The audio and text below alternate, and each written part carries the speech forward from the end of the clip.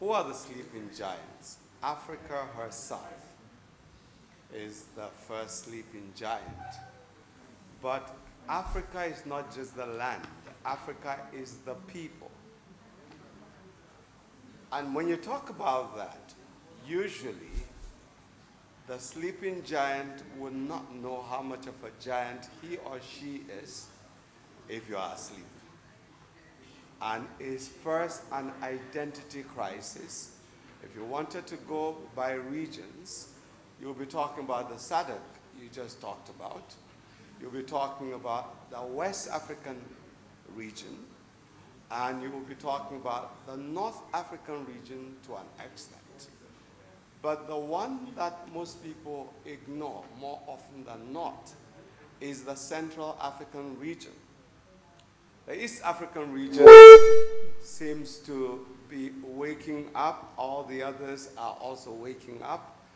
But let me say here that for somebody to be asleep, it means he was awake at some point. I will use just one example, since you're a professor. If you talk about education, Africa is actually supposed to be the cradle of civilization, of education, because to begin with, Africa is the one that had the first university that all continents were represented in, which is Sankore University in Timbuktu, right here in West Africa, Mali. However, most people have been made to believe that if we need education, we should go to the West.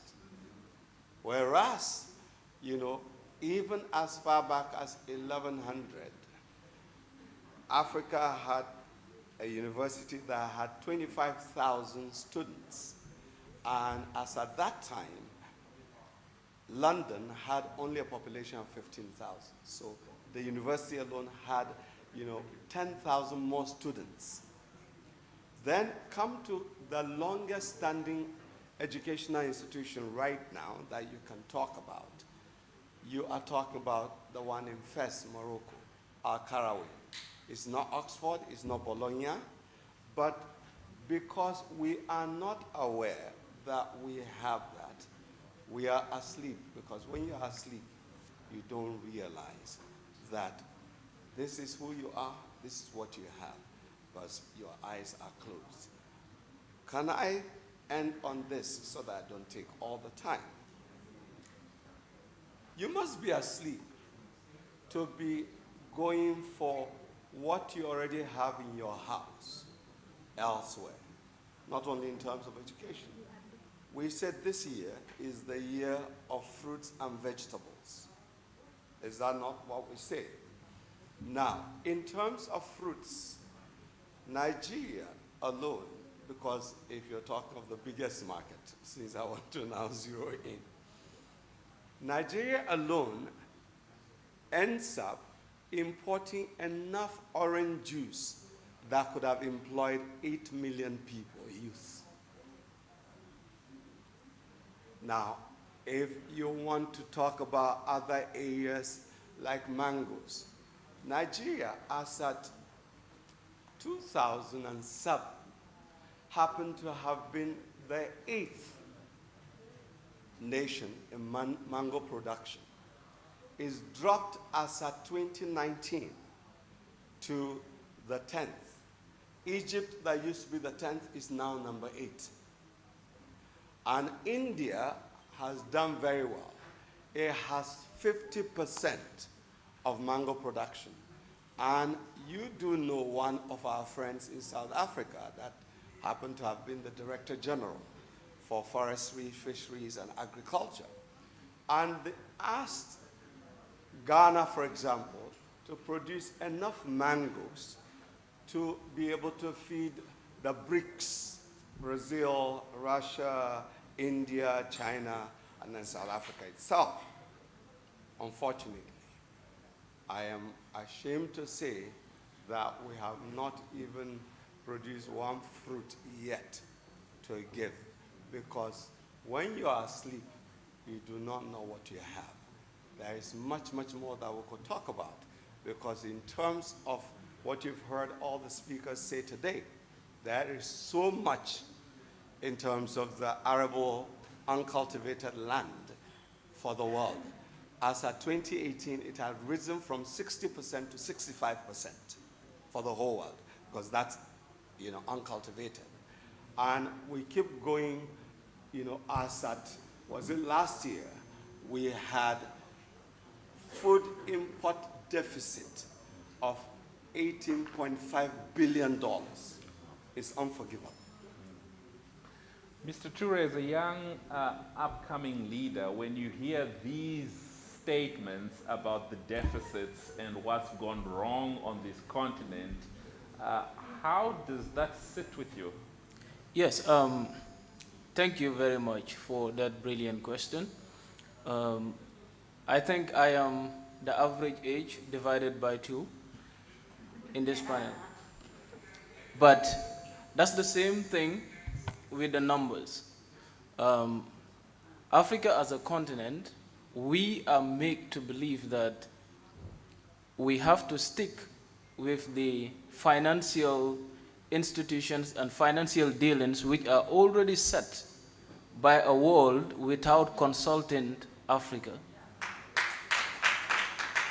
And this has been the biggest disasters that we young people in the continent will have to leave generations to pay for. When we look at the numbers, we keep borrowing and yet don't multiply. And yet the same numbers that we're talking about cannot be channeled into human development.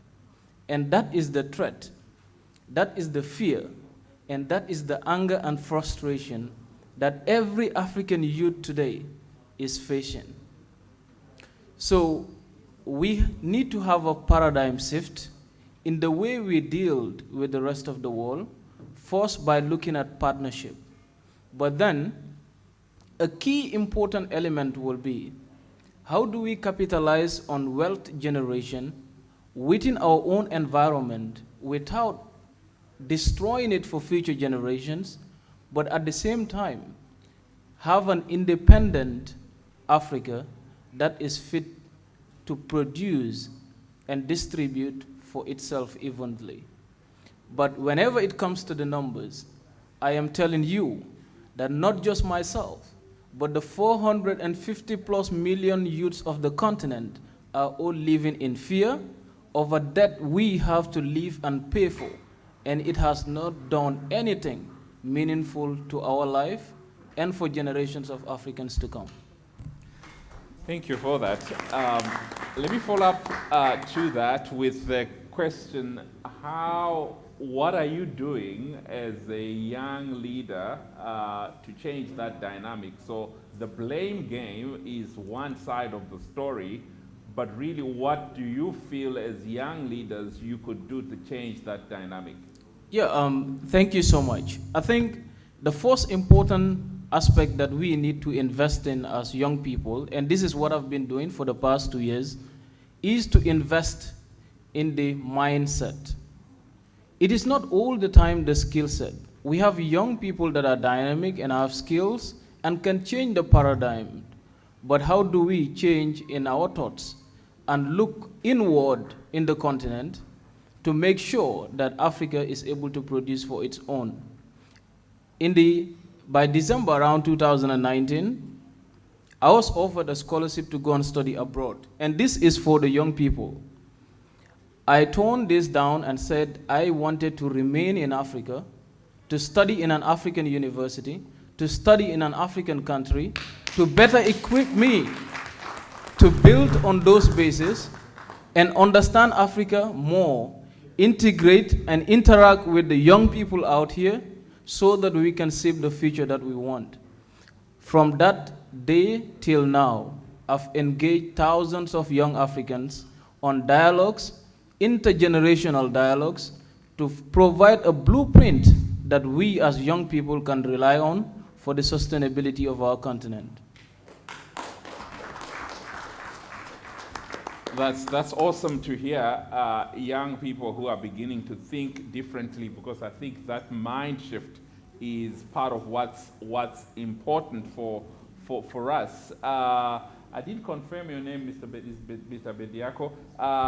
Enough has been said about Africa's insurmountable resources, the potential that we have, and we have heard that story many, many times. You know, Africa has this, Africa has that.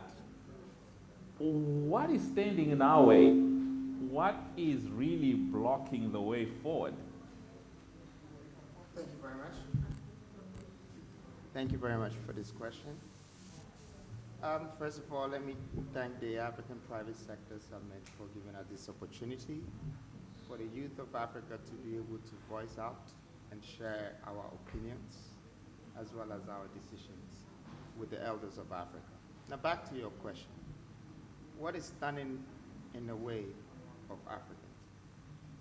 Africa is standing in the way. We are Africans, and we're standing in our own way. Now, the reason why I say this is when you look around the world, you see different type of black people who have claimed identities of different countries in the world. Hello? Good? So you have the black British, you have the black Americans, you have the Afro-Africans, all sort of black people to add to your identity crisis as we're facing as black people. But yet, we are sitting on the most reserved resources in this world. The question is, how can you be sitting on a gold mine and start looking for the gold? That's the point that makes us stand in our own way as Africans. Because we have everything, but we haven't found the actual solution to be able to turn these things into wealth. And that is industrialization. Every continent on this planet that has become a success or gained a successful story have industrialized their country, their continent, and their people. So to touch on what Osman said, you know, human development is very important. Whenever you add something to the mindset, you are changing a nation. One man cannot change a nation, but one man can impact the heart of a nation to change the nation. And so we are talking about education in Africa, and we've only based it on academic resources. When we have to educate ourselves about our own resources, I mean,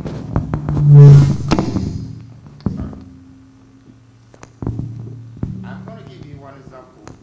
When I started my business, and I've been doing business from the age of 16, I had to separate it from my academic education completely, because I realized that the people who were teaching me in school were teaching me about other people's history and teaching me about geography that I didn't know what I was going to do with it.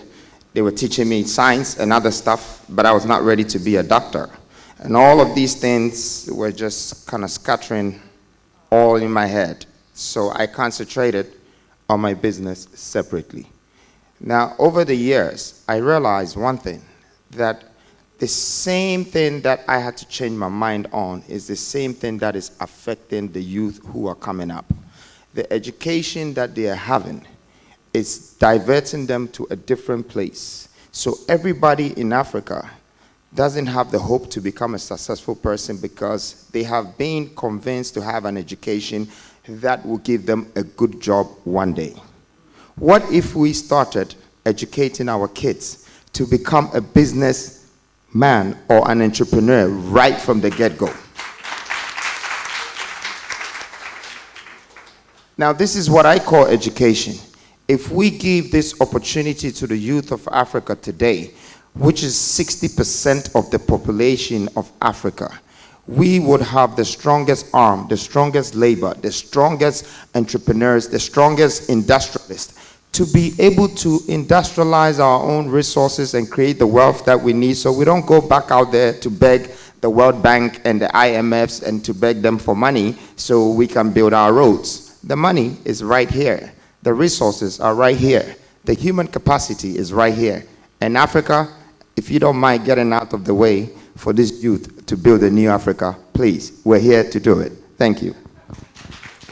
So Dr. Abu, Mr. Dangote, who was supposed to be here, or a representative, he's on a project, a 650,000 barrel per day integrated oil refinery near Lagos, which is a part of a project that will really turn around the fortunes, hopefully, of Nigeria, if not the rest of the continent. It's a 1,100,000 kilometer pipeline infrastructure. Apparently, it's going to be one of those designed to process 3 billion standard cubic foot of gas. I mean, the numbers are just astronomical. My question to you, as a seasoned economist and leader on the continent, what are the kinds of projects that we really need on this continent if we are going to see a turnaround? Thank you very much for that brilliant question. Let me begin by congratulating Mr. Aliko Dangote for that wonderful project. And I am also believing and hoping that the people who will be running that project are Africans and youths like these ones. Why am I saying that? One of the challenges we've had in Africa is that we give more attention to infrastructural projects, which are important, without first dealing with the mental infrastructure. Because the people who are going to manage the infrastructure have to have, first of all, a reconstruction of their mental infrastructure. I like what the young man said concerning the aspect of education. And if you permit, that is one of the mega projects we need. What is education? The word education comes from the Latin word educo. And for those of you that know the Greek, the e from Latin is from ek, and it means out. And duko, to draw. So drawing out the best from every man for the benefit of his environment and his society is what is called education. And permit me to say, most people here, were not properly educated, including me. It's over the time period that we have to relearn. After unlearning, learning and relearning. So you learned, you had to unlearn, and then you relearn. Because at the end of the day, education is not about all that people have been saying. Literacy is just ability to read and write. Numeracy is just ability to crunch numbers. But education is the ability to live life to the full and make life better for everyone you come in contact with. So that becomes the first, thing I would say we need as a mega project. Proper education. Right. And I like what, Mwalimu Julius Nyerere did in Tanzania, where he sent all the professors back to the villages to go and learn from the elders in the villages, so that they would then come and develop curriculum that would have indigenous education. Because if we do not develop our own indigenous educational system, we will not have education that is helping us with indigenous technology, indigenous science, indigenous economic processes, because we have even judicial processes like in Rwanda, the Gacaca courts. So all these things can be done easily. Finally, so I don't take all the time. If you want to really do something beyond the initial education, I've heard these young men, and I'm really happy to have you here, speak now and talk of the aspect of entrepreneurs. Let's have empowerment centers that are integrated with all the stakeholders contributing. That means from now on, every father, mother, parents should raise children with a vision to change Africa by helping them to have confidence in themselves, not always looking at any color of skin or anything else. Then if it came to the aspect of what they believe about themselves, let them know they are the best, because everyone is the best. Out of 6 billion possible human beings, when your father met your mother, according to science in 1986, there were 6 billion spermatozoa in the pool of sperms. Now, out of 6 billion, 5,999,999,999 others were flushed out. Only you made it out. So you are already a leader. You are a champion. You will make it. You have made it. So if we could do that, it will help the way our children think. Then when it comes to the aspect of governance, let it be evident that everyone is supposed to have been properly trained to be a political leader, and let's stop doing it with political parties. Let's go to the place where everyone now comes because they were chosen as the best representative of their families. From the families, they now come to representatives of the wards and all of that until you get to the national level. So that just like you do currently in political parties, where it is actually ward elders or leaders that are the delegates that elect. Let's have delegates at all levels that elect not on political party basis, because partisan politics is too costly. It has not helped us. Let's go back to the original for Africa. Let me stop here for now. Thank you. Thank you, sir. Thank you. Thank you. I do have online the Minister of Mauritius with us. The question I want to pose to her is, given some of what we are experiencing on this continent from a project viewpoint, Egypt's new capital, 45 kilometers from Cairo. We have Kenya's Kanza technology, which is a 14.5 billion development, which has been modeled around the US Silicon Valley concept.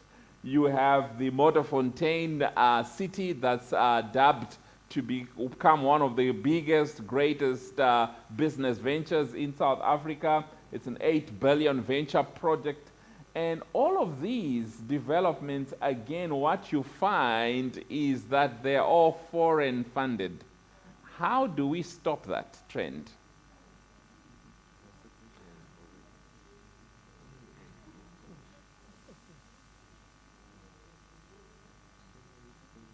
Is she able to join us?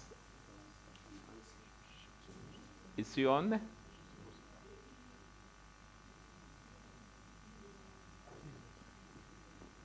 Okay, she's not coming on. So let me get Dr. Abu to answer, and then Mr. Bediako, if you can also come in on that question. You know, look at these. How do we stop funding from outside so that these projects that look so amazing, if you look at the billions here, I mean 45, 14, 8, and so forth, most of that is foreign funding. How do we, you said we're sitting on a minefield, how do we stop foreign funding or reliance on it? Okay. First, what's the most important resource in any nation?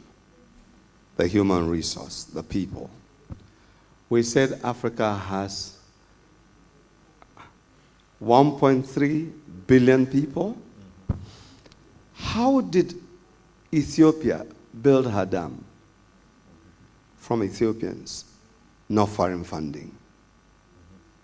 The expansion of the Suez Canal for Egypt, how did they do it? From their people.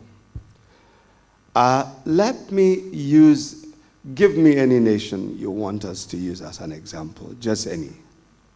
Ghana. Ghana. Okay, since we're in Ghana. We have a population of 30 million people. In terms of those that could afford just averagely, meaning there could be some people who can even contribute $1,000, but let's say afford $100 each. If we said it's just 15 million, and we took the 15 million and collected $100 each, that's $1.5 billion. Now, if we did it monthly, and I'm saying that because I know there are some people, if they knew that we would not end up embezzling the money, we would truly utilize it for the purpose that we're taking it. Some people will give even 5 or 10,000 a month. So when you average it out at 100, 1.5 billion, right, times 12, what you are saying is $18 billion. Would that do something? Thank you.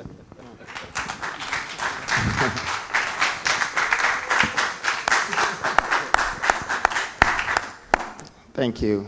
So I have some different types of analysis why foreigners are investing in Africa. And these are economical analysis. So let's just go back to the shambles that our economies are facing in Africa. And let's break it down.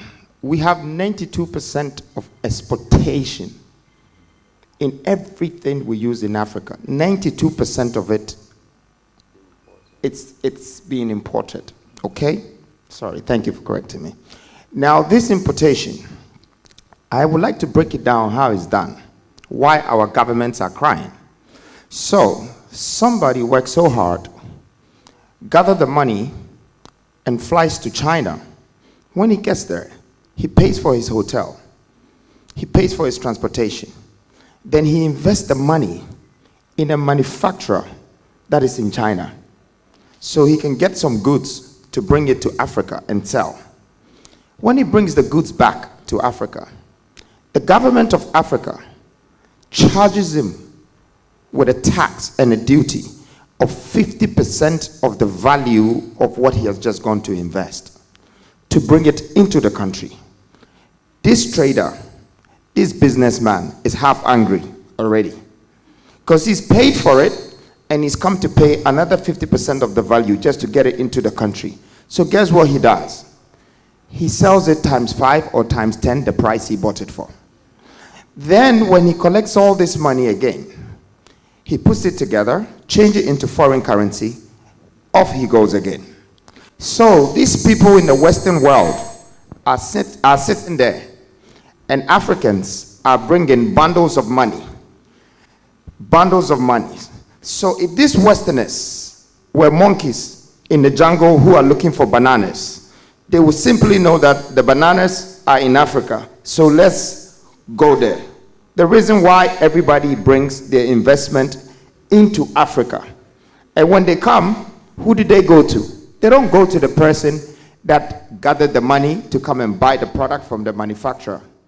They go straight to the government, which means the investors are coming on top of our countries. They are not coming into our countries, because if they were investing within the countries, the manufacturer would probably become a partner to the trader, and business can be subsidized. Instead of importation, there will be more exportation and internal production. But in this case, this is not what is happening. There are a lot of investment coming into African countries that only end up with extraction. This is killing our economies. This is killing our GDPs. We say we turn over $57 billion in a country like Ghana when we have almost 30 million population. Now, this 30 million people, like you were talking about your 18 billion analysis, I just want to give this analysis. This 30 million people, in one of just the governmental productions of the country, which is a national demand, that's energy. electricity. When I average just 10 million people out of these 30 million people who are paying 100 to 200 cedis a month, okay, these 2 million people, 10 million people are generating 20 billion cedis, which is $4 billion. One entity generates $4 billion in a month. There must be something that the state is not doing properly with these revenues that is coming from the citizens, from the countries. We haven't talked about the taxes. We haven't talked about water bill. We haven't talked about all the bills. So if we have all these billions circulating in our system, then why do we go out there going to borrow 1 billion or 900 million? This is a question mark that we have to ask ourselves. Why are people investing in our countries? How come we, the Africans, are not investing? Dangote is one of the billionaires that have been generated out of Africa's economy. And I'm telling you, even a kid in Somalia know his name, because we only have 1 or 2 of them. So it's made him the most popular billionaire in Africa. I believe that if we change our mindset of investment and development, Africa would generate a lot more billionaires. And when you have a lot more billionaires in your economy, trust me, you don't need to borrow money. The money circulates in the system. There's more employment, there's more life, and there's better life. Thank you. Osman, thank you so much for that. Osman, as a young leader, when you hear that and see that Africa's infrastructure is kind of outmoded, our cities are congested, the homes we live in are poorly designed, the informal trading system does not really make people thrive as much as they could. What goes through your mind as a young leader to say, what could you offer this continent as a solution to overcome some of these hydras that are holding us back in terms of really having a breakthrough? Yeah, thank you so much for that brilliant question. But first, I just want to say this thing about foreign investment in Africa. Yes. One thing that is certain is, you see, it is easier to mismanage money or funds that are borrowed or comes in grant than funds that are mobilized by grassroots individuals. Yeah. If we have a common project here and all of us put in $1, we will all go back home keeping track of where our $1 is going. And that doesn't make politicians comfortable. So that is a no-go area for many governments in the continent. Now, when it comes to the infrastructure in Africa, we have to understand that we cannot get the world work for the continent, as in my friend's words, unless and until we have the infrastructure that attracts them to work and get something remaining. The poor infrastructure is what enables capital flights and direct investment occurring within Africa. Because in most instances today, when we look at the logistics, for instance, how many of our big businesses, the likes of Dangote, who invest a lot on distribution, will tell you that in many African society today, the Dangote group cannot operate as a result of poor logistics, poor infrastructure, and not having the ability to negotiate or making it easy by African governments for their projects or their company to reach. Now, we cannot talk about regional integration if we do not build the infrastructure across the continent. The Gambia, where I am from, is just about 2 million people. We are one of the smallest markets in the world. How do we expect the Gambia to produce and grow if an infrastructure is not built for Gambians to integrate and interact and do business with Ghanaians, Nigerians, and other parts of the continent? Another good example is Rwanda today is seen as one of the fastest growing economies in the world. In the top 10, Rwanda is there. In terms of size in the economy, is around 143 out of 193. That is the disaster that occur because there is no common market across the continent. So these are things that we, the youths, of course, find very difficult to comprehend. And this is what I believe could be our solution. That with the big entrepreneurs that we have there, the big business and developers, the Dangotes, my friend here, Freedom, and the list goes on. There are so many Africans who need to rethink about investment in the continent. Instead of hoarding and hiding our money outside of the continent, we have to come, have trust in the youths, invest in the skills, and influence our governments to forcefully put the enabling grounds so that we can integrate. It doesn't matter if I walk across the continent. As I told you, I've traveled a lot and so many countries in Africa now. And all I see is brothers and sisters hungry of skills. I've seen youths building and making doors, gates in Nigeria, in the province of Nigeria, where we import them from China and Dubai, in the Gambia. This is the problem. And we cannot enhance this unless and until an infrastructure is built to put all of us together.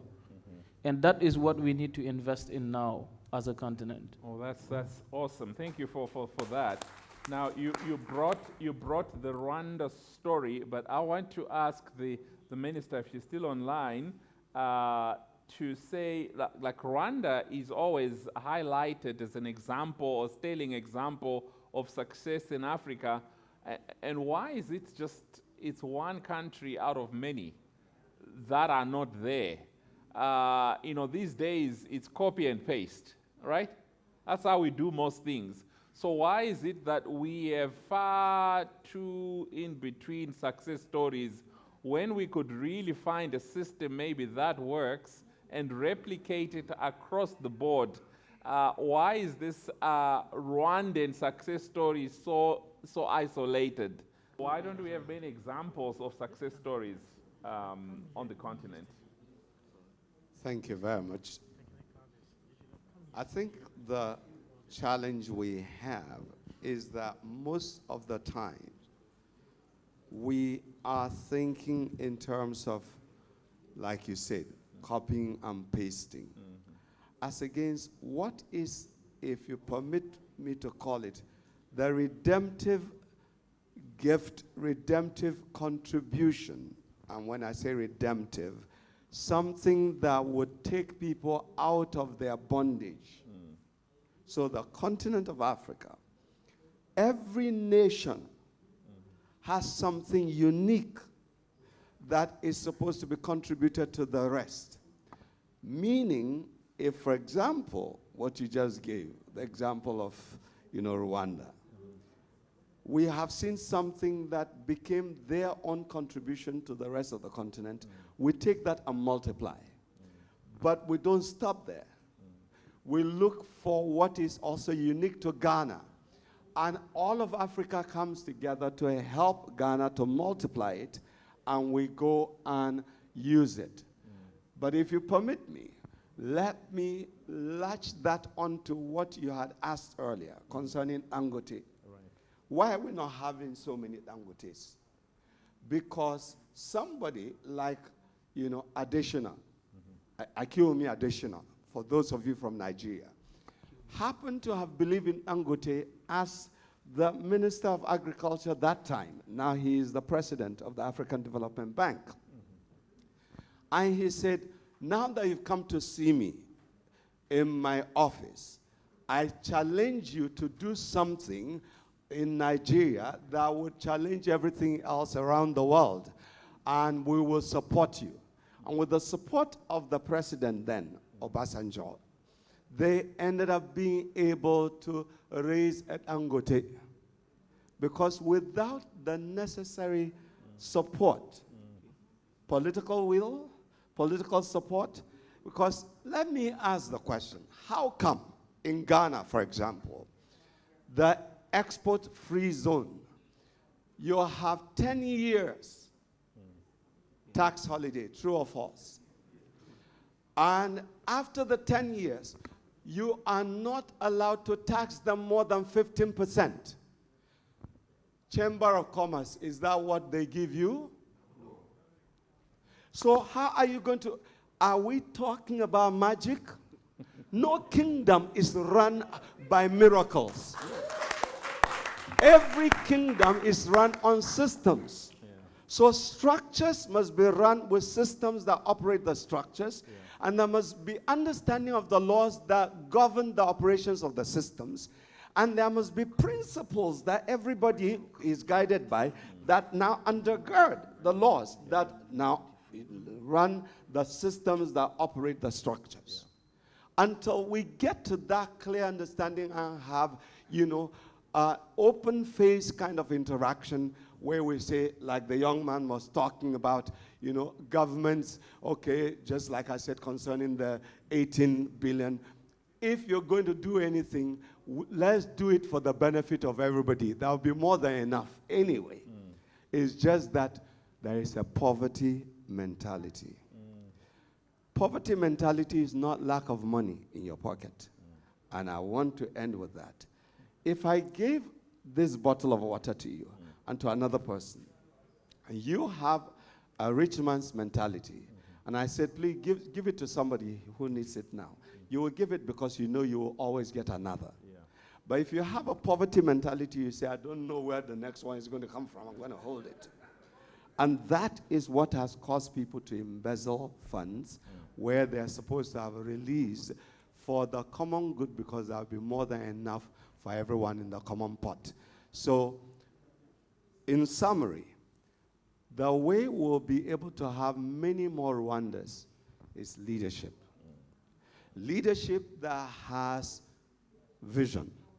And until we have visionary leaders as ministers, I have said that if I am to advise any president, and I've been privileged to advise quite a few, I say if you are going to have any minister of finance, thank God for the one that is right there from Somalia, and you want to have any minister of education and any of the strategic ministries, you must have one that is a visionary leader that will be in his own rights as though he were the president.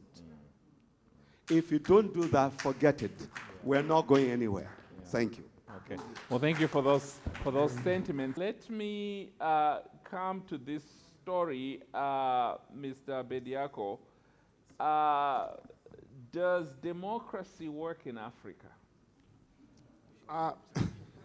It's a great question. I might have a few meanings for democracy. I don't know if it's a demonstration of craziness or if it's a demonstration of human capitalization. But one thing I know for sure is that we are Africans and we need to rely on our culture and believe in our traditional ways of building our countries. Helping our citizens, the nation, to come up. We are sitting here depending on a Western constitution to be able to govern the entire continent. Now, once I was studying the democracy and I figured out something that is very funny I'm going to share with you guys. I realized that when a president in America wants to campaign, the public actually donate something to him so he can campaign and become a president. When a president in Africa with the same democratic rules wants to become a president, he goes to the public and bribe them so they can vote for him. So now, I don't know if I should call the democracy in Africa, if I should spell it backwards, because I see it completely different. The system of how democracy works in the Western, I don't think is the same way that it works here. Because I believe that a president is supposed to build the nation and protect the citizen. That's the government.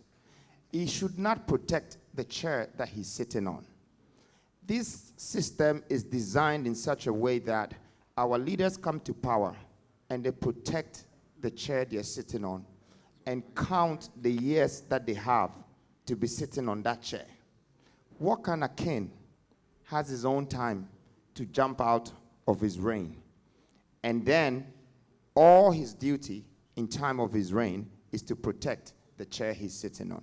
I personally think that this will not benefit us. Now, I'm not saying that I'm going to be a small god to change the democratic constituency that has taken over Africa overnight.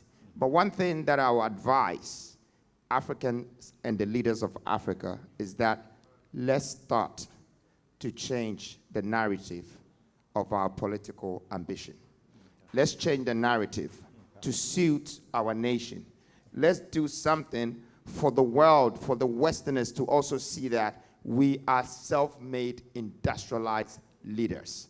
Dubai, Emirates, they have done that. They have their sheikhs. They're very much well respected.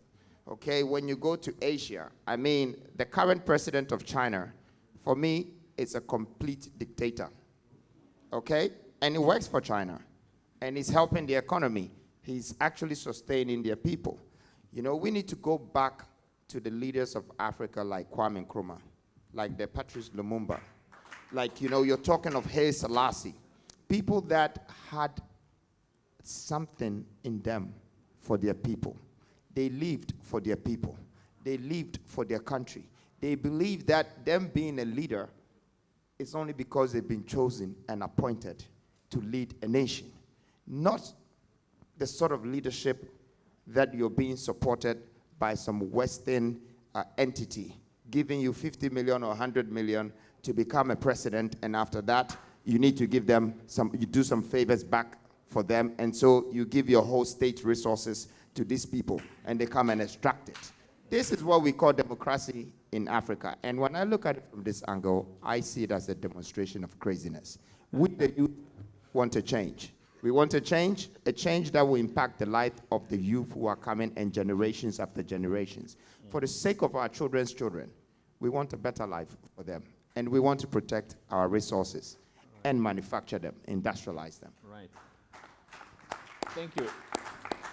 Usman, when the chance comes your way, if you were to become president of Gambia, what would you change? Thank you so much for that question. And the Gambia is actually going on elections on the 4th of December. So I'm not sure if... Are you in the running? So I'm not sure if this is a good question to answer.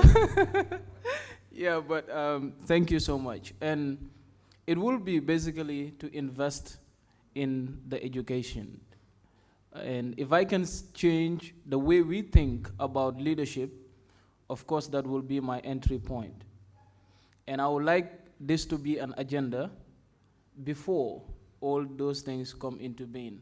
I'm not even sure if it will ever happen, but this is something that I've taken upon myself, that in the continent, our belief, the notion that we have about leadership must change in order for us to strive and move ahead as young people and as a continent. But I just want to say this thing about democracy as before I forget. It is important for us to know that if we cannot define democracy ourselves as a continent, then therefore we are not ready to embrace it as an ideology. And this is the confusion that Africa as a continent have been undergoing. From independence to date, some countries were just angry with the British and said no to democracy. And then they face the Russians, the USSR then. Some were influenced by the Maos with the Chinese Revolution.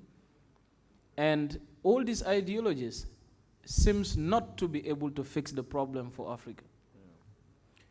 In 1992, Francis Fukuyama wrote a book, The End of History and the Last Man, prophesies that the future of the world is just democracy and no other ideology will ever work for leadership because the rest have failed.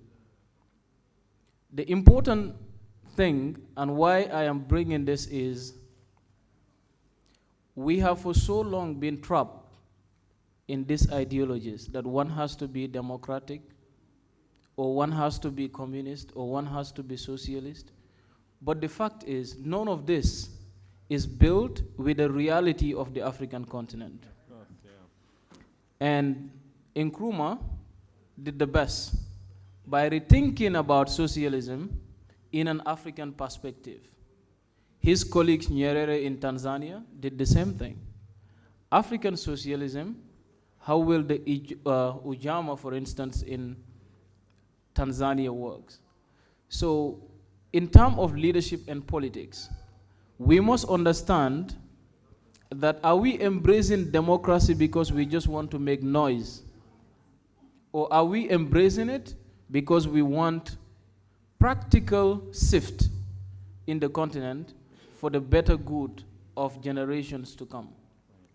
And it is not about the elections that keep killing innocent lives every year. In every African country, once they confirm a date for elections, know that the statistics will come out, either officials or unofficial, of sometimes hundreds or even thousands of people who just have to die because a new president is to come. This doesn't make sense. And that must change for us to know that it is not about the conflict, it is not about the difference in ideology, but the common goal that we all share, and that is building a continent that can rely on its own for leadership, for economic growth, and a social cohesion that is going to enable the unity, because without that, there is no Africa. Okay. Well, thank you. Thank you for that. I'm gonna take 2 questions from the audience, and if you're going to ask a question, you've got exactly 1 minute to ask the question. And I'm going to give, we're supposed to have President Obasanjo with us.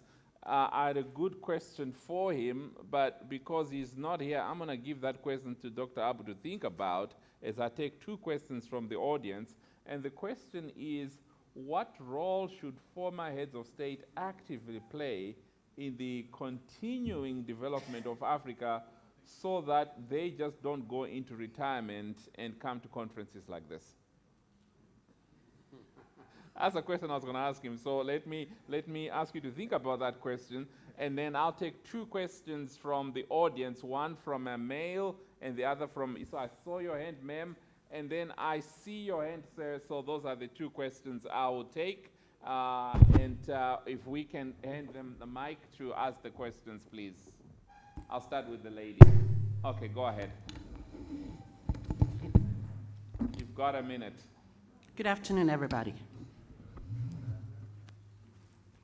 My name is Reverend Dr. Nanaya Owusu-Prempeh. I'm here to represent the women. As you are having this in Ghana, Mr. Moderator, I don't know if you are aware that for the past few weeks, Ghana is going through a dilemma which should not even exist about the LGBTQI+++. When my brother Freedom, Mr. Bediakun, was speaking, I thought he was going to hit on that. But you see, we can never say this is not the best place to talk about that, because we're talking about Africa. And when something hits Ghana, it's gonna hit Nigeria, it's gonna hit the Gambia, it's gonna go on and on. So you cannot say, oh, this is not in my country, so I'm not concerned. I want to know what our African leaders are looking for. Why they make room, make it even a discussion, when we are saying that we want development and we want to indulge in something that brings shame and discontinues development. Because at a point in our lives, when we are dead and gone, I'm ending. when we are dead and gone, there may be people who will not speak because of stigmatization. I want to know, we are all leaders here. At least most of us are leaders here. But it's not everyone who has the opportunity to make a decision because we are not at the decision-making level. What is the contribution that we can bring on board that is going to challenge the decision makers? That some issues cannot even be discussed, let alone demonstrated on. So please, African women, we struggle to have babies. It's not easy. So help us so that we can get babies who are going to continue the legacy of having babies, but not ending childbirth. Thank you very much. Okay, so I don't know, who do you want to answer that question? Okay, panelists, maybe Dr. Abu and whoever feels free.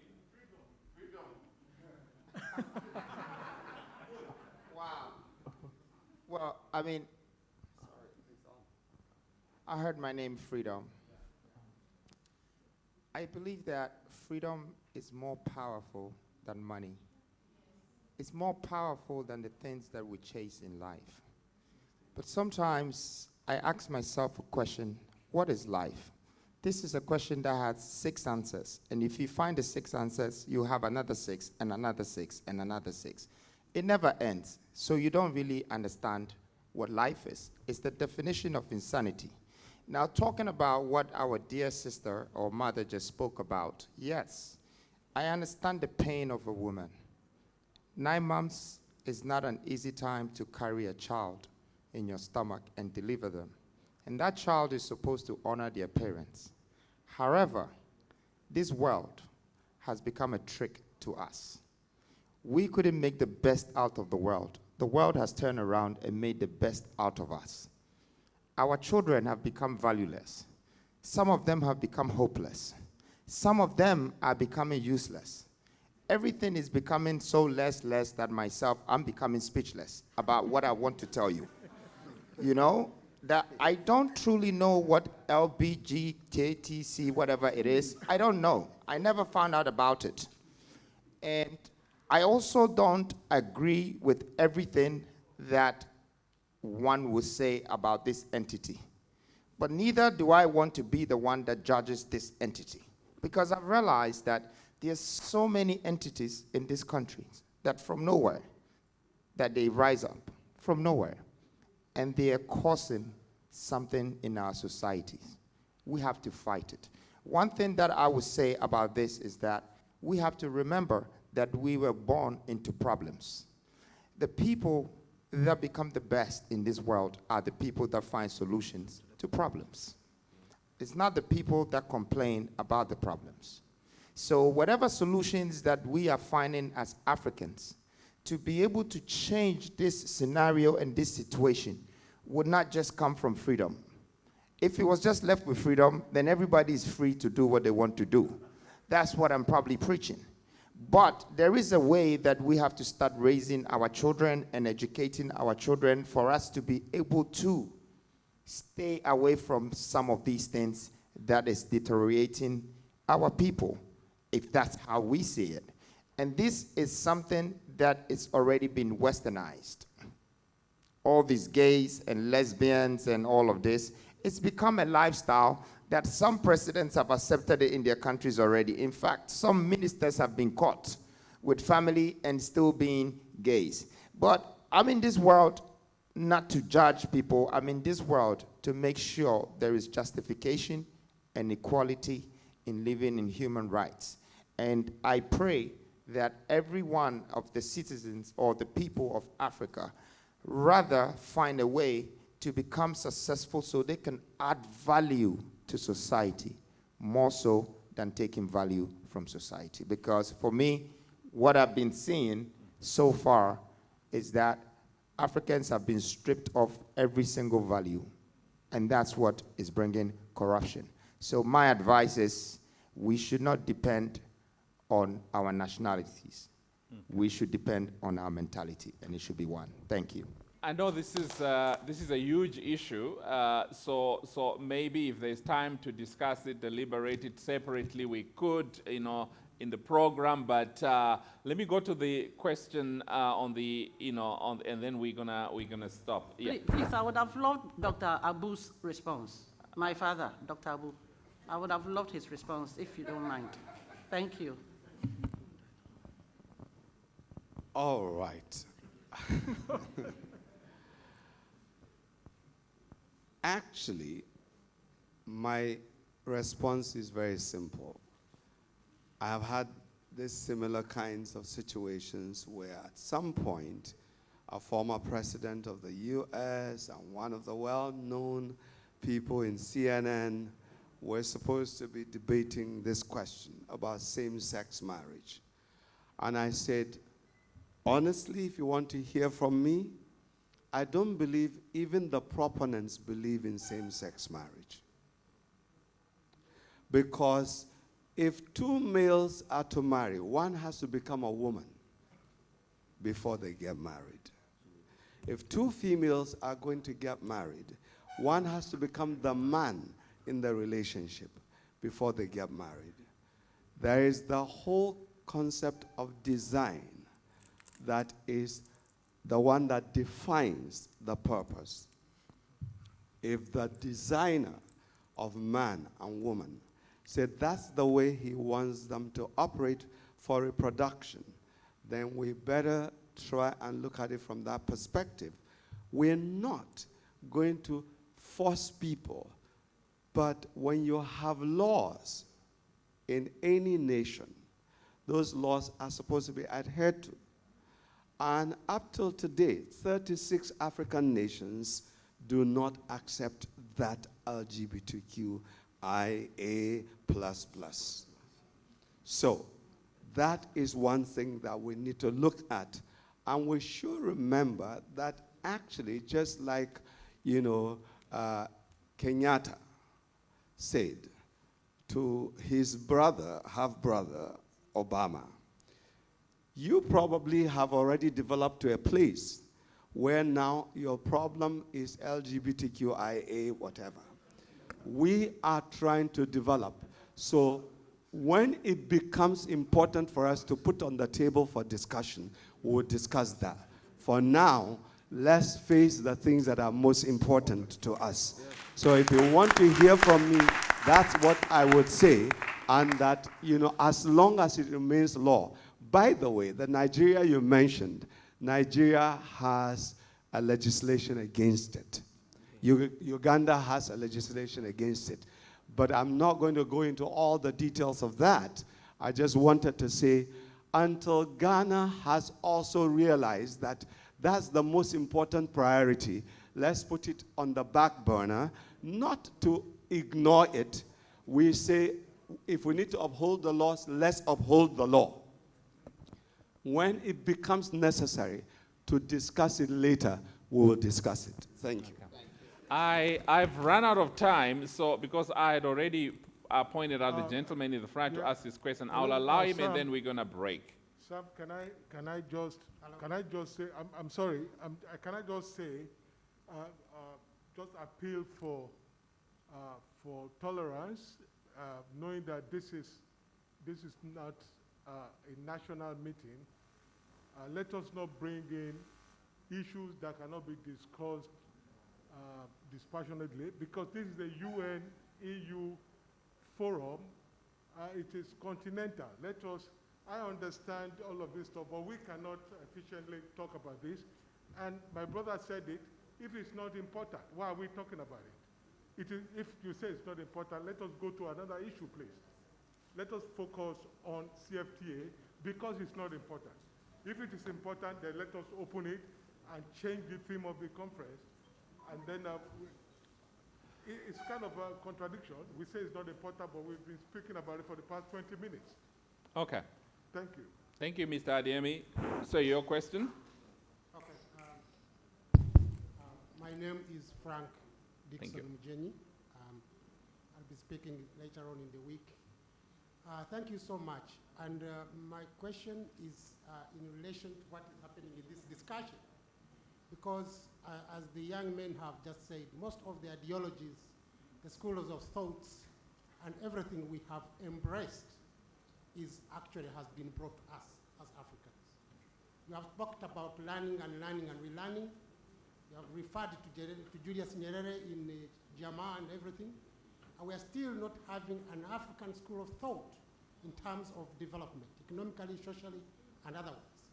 Do the young people and the businessmen who have just, who made it, and they're young and they're trying to change the mindset of the young people in Africa, do they think that changing the narrative of Africa may start by changing everything that we as Africans, including myself as an economist, that we have actually embraced, including the definitions of what is our lifestyle, including poverty, as living under $1 a day.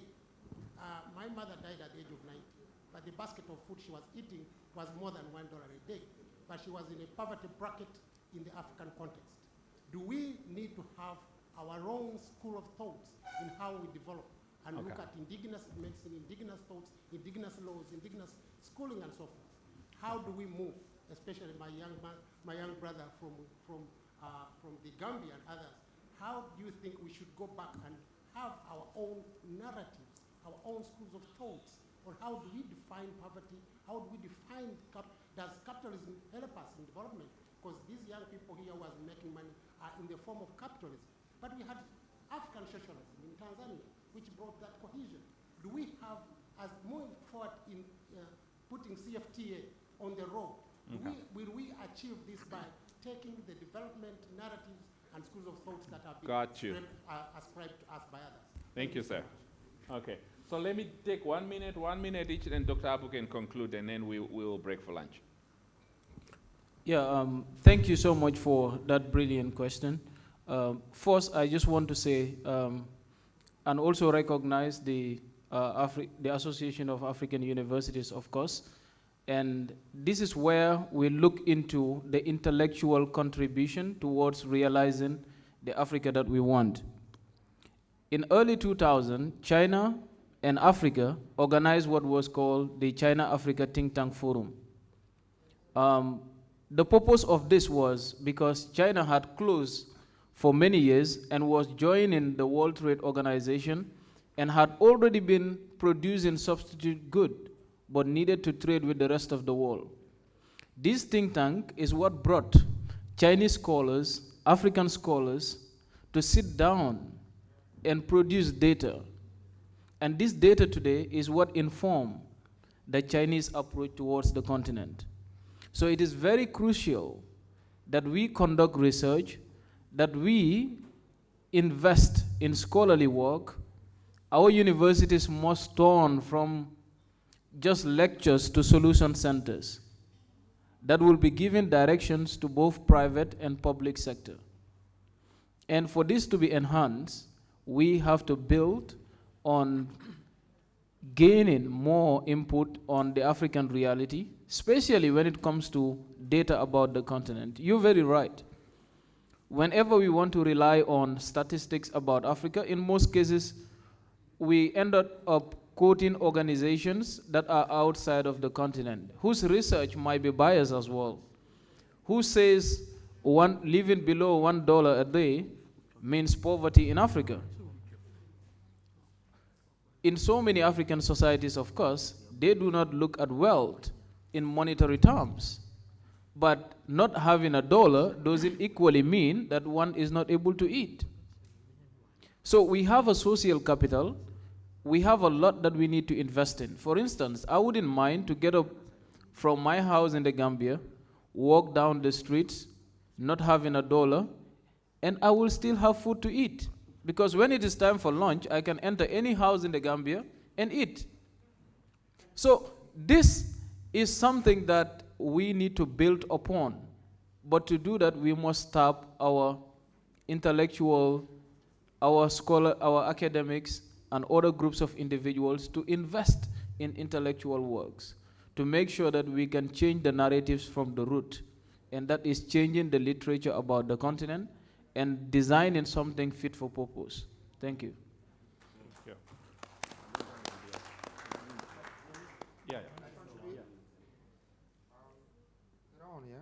I think Osman is quite hit on the point. For me, I see a few gaps that needs to be bridged, and one of them falls within our continental governance. I mean, you're looking at the government playing the role of a private sector, okay? If the government is the one that is going to give a contract to the private sector, then he's taking the private sector out of his position. So he can't create any employment. When people or entrepreneurs or citizens begin to depend on the government's contract, it means that the government now has taken the role of the private sector. Those doors that are shut should be open. The government should play their role. The private sector should be able to play their role. This is how we'll be able to build industrial platforms and create jobs, and then create a subliminal wealth for society, so you can create a middle income as well. Now we have a box economy. It's either the government or the poor person. And these things has to be changed to help the narratives of the way we live and politic within our nations to be able to upgrade that. And I also believe that Africa is up on a rise if we don't let our children start to manufacture our own products and sell it amongst ourselves. There will never be any unity. The Organization of Africa Unity is not going to come from politicians, it's not going to come from musicians or actors. I've just realized that if we get a chance to trade amongst ourselves by the goods that we've built by ourselves, there will be a connection of unity. Thank you. Thank you so much. Thank you for that wonderful contribution from the two. You've given me two responsibilities now. So let me quickly finish with this aspect. What is it that we can do to change the narrative? Because after all, it's all a war of narratives. That's the truth. How do we change the narratives? By changing the mindset. That's where we started. And how do you go about changing the mindset? When you actually know where you're coming from. If I don't know where I'm coming from, I will lose my bearings. And if I lose my bearings, even if I know the name of where I'm going, I don't know whether to turn left or right or go forward, because I don't know where I'm coming from. So I don't know where I'm facing. Put differently, we need to get back to the historical antecedents that we have as Africans. What was it that worked in Africa before? How do we ensure? Because history, for example, who wrote the history of the Gambia? Who wrote the history of Ghana? Who wrote the history of Africa? You and I know Chancellor Williams wrote a book on, the destruction of the civilization of the black race. He put it a little differently. And he traced the history of the black man from 4,500 BC all the way to 2000 AD, though he died in 1999 towards the end. Now, when he came up, he showed clearly the things that had been happening in Africa, including the fact that the first, cesarean section, I could have gone to open heart, but let me leave cesarean section, was first performed in the Buganda Kingdom, in present-day Uganda. The scalpel that is currently being used all over the world for operations came from the same place. Now, so if I don't know where I'm coming from, I'm most likely going to be confused in terms of my bearings as to where I'm going. So that's the first comment I will make, and I hope it's clear enough that I'm saying, let's go back to our roots, because in terms of even etymology, I'm very, very, very, strong on etymology. Etymology is towards like, the aspect of you going back to the origins of your family, that you normally go to your lineage and all of that. This is for words. You're going back to the root of words. Now, for etymology, the word democracy, by the way, came from two words, a compound word in Greek. It's demos and kratos. Demos is one of the three most popular words for people. And then kratos, the ruling power derived from the maker.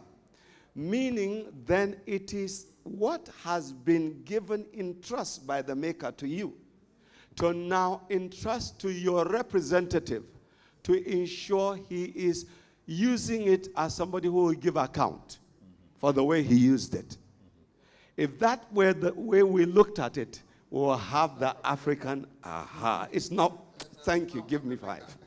He says not from America. Because it's not from America. It's, look, the thing should be from the maker. And he says even the one we're practicing, even in America, is not from the maker. It's not from the maker. Because most of the places, please, let's stop getting deceived.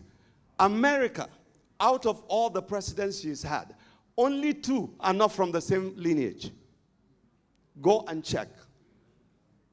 Because it's from Charlemagne of France and Alfred, so-called the Great of England. Go and check for yourself. So don't bring, that issue about America is practicing democracy. In fact, if you want to say democracy, but we'll leave it at that. Now, back to the aspect of the question you asked, and that's how I want to tie it in. As a former president, though I am not a former president, what would I recommend for all former presidents? That we begin to develop what I call the art of governance. ARTOF, then governance just as a word. But the others are acronym. Art of governance. A for African, R for revolutionary, T for transformative, then O for order, F for. So African revolutionary transformative order for governance. Art of governance. How would we do that? When we first of all look at what were the things that were good in our African heritage that we can now begin to introduce to our democracy? That's one. 2, as former presidents, is it possible for us to now sit and look at what is it that could produce the strongest type of families? Because all the things we're talking about, including the controversial issue that was brought earlier, if we spend more time trying to build families the way they should be built, we will have a different kind of situation. Then the aspect of mindset transformation. How do we ensure that we begin to build the average African who is very strong in his mental capital, mental capacity? And I am talking of ability to think, critical, diagnostic, strategic thinking, and all of that. Then the aspect of even the governance itself. What is governance? Governance is the ability to organize people into manageable administrative units for the purpose of harnessing all the resources in a given territory for the appropriate, accurate, strategic application for the common good of all the inhabitants of the territory and the territory itself.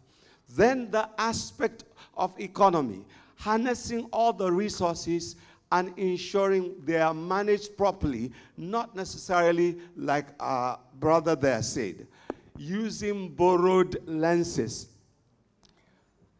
Every person, including the villagers, is an economist because they manage resources. Oikonomia, oikos, house, nemen, to manage, managing the resources of a household. Everybody here manages. So let's now see, as former presidents, how do we come together and say, sometimes hindsight is much, much better. It's 20/20 vision than foresight. Now that we have seen all the mistakes we made, how do we mentor those that are coming behind us not to make the same kinds of mistakes? Then the aspect of education, I've already talked about. The aspect of, science and technology, that's a big one. How come our scientists, our technologies are not being sponsored by people like you, the entrepreneurs, to ensure they come up with things that you're doing together in partnership to ensure that whatever you need in terms of inputs, they are manufacturing? The empowerment centers that you were referring to, where the youth are being empowered. How come our educationists, technologists, our scientists are not being encouraged by this private sector? So these former presidents can begin to harness those private sector people that they produce, like the Dangotes, because you talked about, Obasanjo. Now, let's harness them and see how they can mentor others, but also contribute to the raising of all the academia. Finally, the last two, the aspect of the media of communication. How come, even in terms of our news broadcasts, we actually ensure we call each other? Please ask those who are practitioners. CNN will call BBC and say, this thing that happened, which angle are you looking at coming from? So though you have different media or communication platforms, they are most likely going to sell you what they want to sell you, not what is supposed to be. If they can be bold enough to help indigenous people to now come from an African angle to tell our stories, rather than other people telling our stories for us, it will change the narratives. Finally, the aspect of the arts, sports, and culture. The dance, drama, music you were talking about.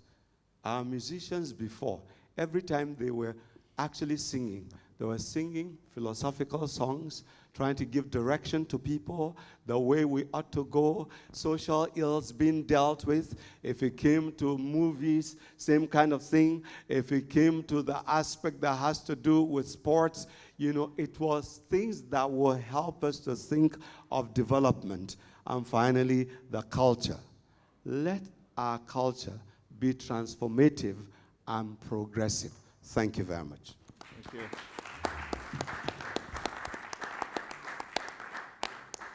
Thank you so much, ladies and gentlemen. I think you agree with me that the diversity of our presenters here was so helpful in bringing a balance.